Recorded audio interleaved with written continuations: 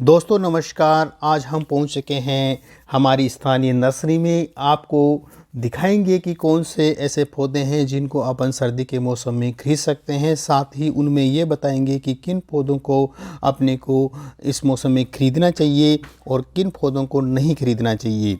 दोस्तों मैं आपको बता देना चाहूँगा कि फूलों की खुशबू और उस खूबसूरती के कारण ही लोग इन पौधों को खरीदते हैं। तो आपको भी ये ध्यान रखना चाहिए कि सर्दी का मौसम हो तो खूब सारे ऐसे फ्लावरिंग वाले प्लांट हैं जो अपने को खरीदने होते हैं।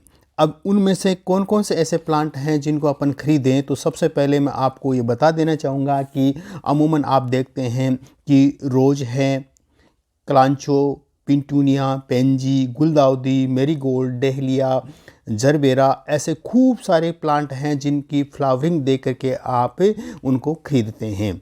तो अब अपने को ये ध्यान रखना है चाहिए कि इन पौधों को खरीदते समय क्या विशेष जानकारी रखें। तो मैं सबसे पहला टिप आपको ये दूंगा कि जो अपन प्लांट खरीदते हैं उस पर ज़्यादा फ्लावरिंग नहीं होनी चाहिए, यानी अपन उनकी फ्लावरिंग की ओर आकर्षित होते हैं। तो आपको ये ध्यान रखना चाहिए कि जिस प्लांट के कम से कम फ्लावरिंग आ रखी है और अच्छी ग्रोथ किया हुआ प्लांट है उसी प्लांट को आप खरीदें। उससे एक फ़ायदा ये होगा कि जब उस पौधा स्थापित हो जाएगा, यानी उसको अपन घर पे या अपने गार्डन में लगा देंगे, तो निश्चित रूप से जल्दी ही उसके फ्लावरिंग होने के चांस रहेंगी। दूसरी बात, अगर अपन यहाँ से फ्लावरिंग किया हुआ प्लांट ले जाते हैं तो निश्चित रूप से 2 या 3 दिन में वो फ्लावर उसके नष्ट हो जाते हैं। तो अपने को क्या करना चाहिए कि ऐसा प्लांट खरीदें जिसकी कम से कम फ्लावरिंग हो रखी है। अब मैं आपको बता देना चाहूँगा कि सर्दी का मौसम है तो निश्चित रूप से आप फूलों वाले ही पौधे ले जाएंगे। तो उनको कैसे अपन अपने गार्डन में लगाएं, चाहे गमले में लगा रहे हो, तो मैं आपको बता देना चाहूँगी कोई भी पौधा है तो उसके लिए धूप, पानी और हवा, साथ ही पौष्टिक खाद, ये मूल आवश्यक होते हैं। तो ये चीज़ें आपने उस पौधे को सही जगह दी है, सही धूप दी है, सही पानी दिया है, तो निश्चित रूप से वो पौधा अच्छी ग्रोथ करेगा। कोई भी पौधा लगाते हैं तो सबसे पहले अपने को उस स्थान का चयन करना चाहिए जिसको ये पर्याप्त मात्रा में चारों चीज़ें मिलती हो। उसके बाद में अपने को उसमें प्लांटेशन करते समय पौष्टिक खाद की आवश्यकता होती है। पौष्टिक खाद अपन उसमें डाल देते हैं तो उसमें हल्की वाटरिंग करनी है। वाटरिंग का विशेष ध्यान रखना चाहिए कि सर्दी का मौसम है तो निश्चित रूप से अपने को उसमें 15 दिन से वाटरिंग करनी चाहिए। यानी कहने का मतलब ये है कि उस पौधे की ऊपरी सतह अगर मिट्टी भुरभुरी हो जाती है या ऊपरी सतह सूख जाती है तभी अपने को उसमें वाटरिंग करनी है।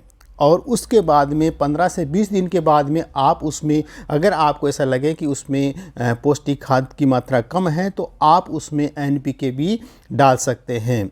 तो इससे क्या होगा कि ये प्लांट अच्छी ग्रोथ करेगा और निश्चित रूप से 1 महीने के बाद आप देखेंगे कि उसमें ज़्यादा से ज़्यादा फ्लावरिंग आ जाएगी, जो कि आपके नर्सरी में आई हुई है उससे भी बहुत ज़्यादा फ्लावरिंग आपके उस प्लांट में आएगी। दोस्तों ये भी ध्यान रखें, इसके बाद में अगर आप फ्लावरिंग के अलावा अगर वो कोई प्लांट्स लेना चाहते हैं तो आप उसमें और भी जो सकुलेंट वैरायटी के हैं या फिर कैक्टस वैरायटी के जो प्लांट हैं वो प्लांट भी आप खरीद सकते हैं। ये सर्दी के समय अच्छी ग्रोथ करते हैं। इन प्लांट्स को धूप की आवश्यकता होती है तो आप इसको धूप वाले स्थान पर रख सकते हैं और अच्छी ग्रोथ दे सकते हैं। मैं दोस्तों आपको ये सुझाव देना चाहूँगा कि जो फ्रूट वाले प्लांट हैं वो इस मौसम में आप न लगाएं, क्योंकि इनकी ग्रोथ रेट एकदम रुक जाती है। ये मौसम ठंडा मौसम होता है तो इस ठंडे मौसम में जो फ्रूट्स वाले प्लांट हैं या छायादार प्लांट हैं वो नहीं लगते हैं या उसकी ग्रोथ रेट रुक जाती है। इसलिए आप इनसे बचें और जब भी बारिश का मौसम हो तो उस समय आप इन प्लांट्स को लगा सकते हैं।